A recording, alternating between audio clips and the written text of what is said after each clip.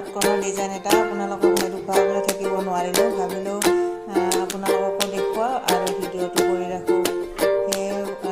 এই কাপোৰটো দেখিছেনে, গোল কৰি কাটি লৈ ছাইডত মই পটি এটা লগাই দিছোঁ।